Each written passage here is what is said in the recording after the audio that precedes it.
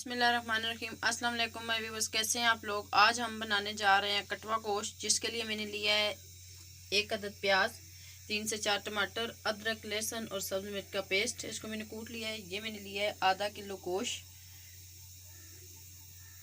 गोश्त को धो के अच्छी तरह साफ़ कर लें। और ये लिए मैंने कटवी, ये मिट्टी की, इसमें बहुत मज़े का बनता है, इसका अपना ही एक जायका है। अब हम गोश्त इसमें डालेंगे।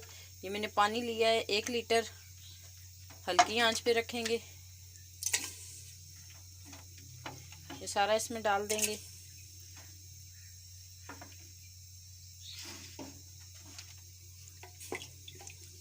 अब हम इसमें डालेंगे ये अदरक लहसुन का पेस्ट, ये भी डाल देंगे साथ ही।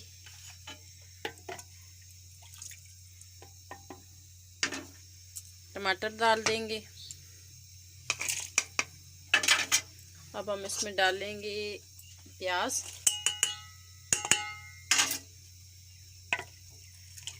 अब हम इसको कर देंगे ऊपर से कवर 5 से 7 मिनट के लिए।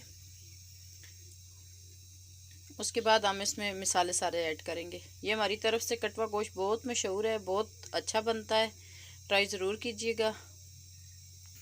ये मैंने लिए मसाले, गरम मसाला लिया है 1 चम्मच, खुश धनिया मैंने लिया है 1 चम्मच, नमक हस्बे ज़रूरत, हल्दी हस्बे ज़रूरत आधा चम्मच है, और लाल मिर्च 1 चम्मच, क्योंकि मैंने सब्ज़ मिर्ची भी डाली है।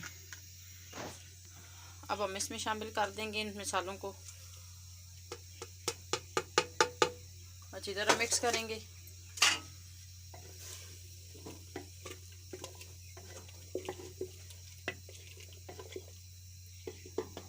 अब हम इसको 10 से 15 मिनट के लिए अच्छी तरह में कवर करके छोड़ देंगे।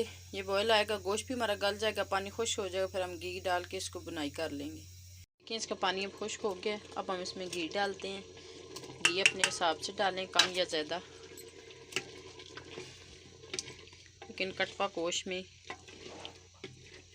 घी थोड़ा सा ज़्यादा ही होना चाहिए, अच्छा लगता है।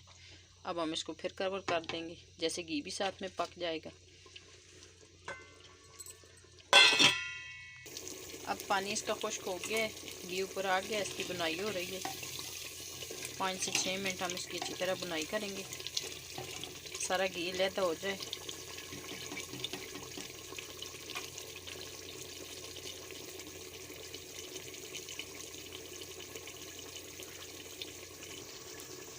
अब इसकी अच्छी तरह हमने 15 मिनट में इसमें बुनाई कर ली। अब इसका पानी सारा खुश्क हो गया, मसाला ही रह गया। अब हम इसमें थोड़ा सा पानी डाल के इसको कवर करेंगे।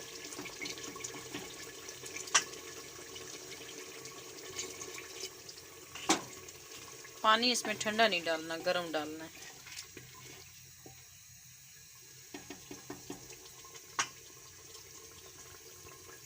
अब हमारा गोश्त तैयार हो गया। अब हम इसको फाइनल लुक की तरफ लेके जाते हैं।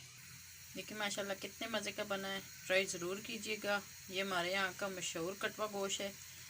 मेरी रेसिपी को ट्राई ज़रूर कीजिएगा। अगर मेरी रेसिपी आप लोगों को पसंद आए तो मेरे चैनल को सब्सक्राइब, लाइक, शेयर ज़रूर करें। मिलते हैं किसी चटपटी नई रेसिपी के साथ। दुआ में याद रखिएगा। अल्लाह हाफिज़।